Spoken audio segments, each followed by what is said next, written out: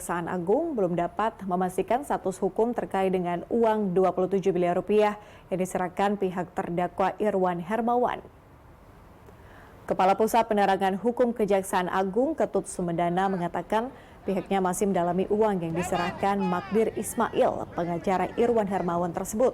Pendalaman dilakukan untuk menentukan status uang apakah bisa dipergunakan sebagai alat bukti atau untuk memulihkan kerugian negara atau bahkan sekedar barang temuan saja.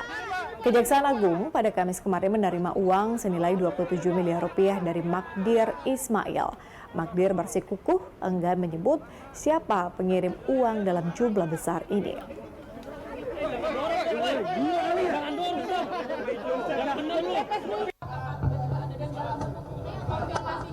Tadi itu dikirimkan dalam bentuk tunai sama orang yang berinisial S. Kami belum mendalami secara jauh, maka dari itu mulai hari ini ketika uang ini diserahkan kepada kami, kita lakukan upaya-upaya langkah-langkah pendalaman. Itu tahu dari mana? Ya, baik itu terkait dengan seri uangnya, baik itu terkait dengan tadi CCTV mungkin ada di sana, mungkin ada saksi lain yang melihat kan seperti itu. Kita dalami semuanya.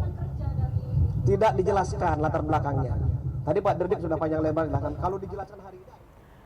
Pemirsa, pihak Kejaksaan Agung telah lakukan penggeledahan kantor pengacara Magdir Ismail terkait uang 27 miliar rupiah tersebut. Untuk mengetahui bagaimana perkembangan terbaru terkait dengan penggeledahan tersebut, kita sudah bersama dengan reporter Andrea Hosana dan juru kamera Chandra Gen yang akan melaporkan langsung. Andrea, seperti apa perkembangan hasil penggeledahan kantor pengacara Magdir Ismail yang dilakukan oleh Kejagung?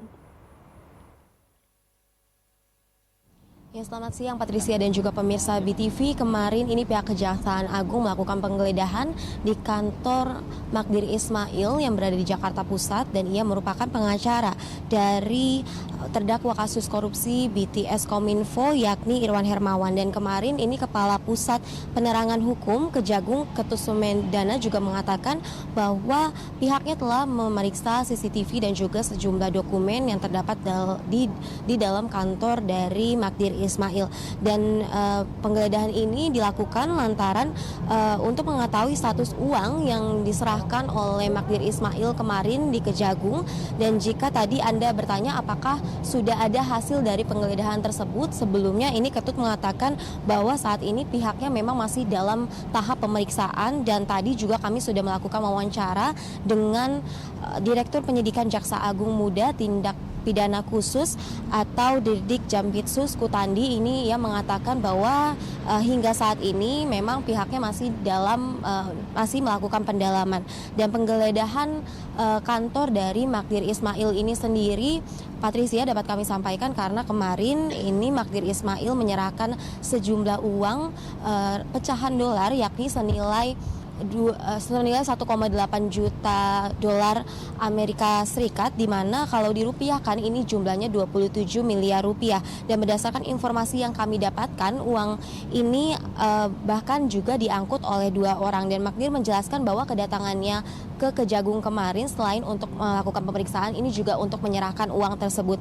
Dan Magdir mengatakan bahwa uang yang dibawanya ini adalah atas nama kliennya yakni Irwan Hermawan sebagai recovery dari kasus korupsi BTS 4G. Dan hal ini pun menjadi pertanyaan karena Magdir Ismail ini juga mengatakan bahwa uang ini ia terima oleh seseorang yang berinisial S, dan uang ini diterima setelah Kejagung melakukan pemeriksaan atas Menpora Dito Haryo Tejo yang diduga juga menerima aliran dana dengan jumlah uang yang relatif sama yakni sebesar 27 miliar rupiah. Dan berdasarkan dari hasil pemeriksaan tersebut, Magdir menyebutkan bahwa uang 27 miliar ini akan menjadi barang bukti tambahan bagi pihak Kejagung dan untuk meneruskan ke dalam kasus BTS 4G ini, dan juga menambahkan aset recovery setelah kasus ini selesai. Dan tadi juga saat kami melakukan wawancara dengan Kutandi, ia mengatakan bahwa pihaknya memang sampai saat ini masih belum dapat menetapkan bagaimana status dari uang 27 miliar yang kemarin diserahkan oleh Magdir Ismail. Kembali ke Anda, Patricia. Andrea Usana, terima kasih untuk laporan langsung Anda. Dan pemirsa, demikian Andrea Usana dan juru kamera Canda Gian yang melaporkan langsung dari Kejagung. Selamat bertugas kembali teman-teman.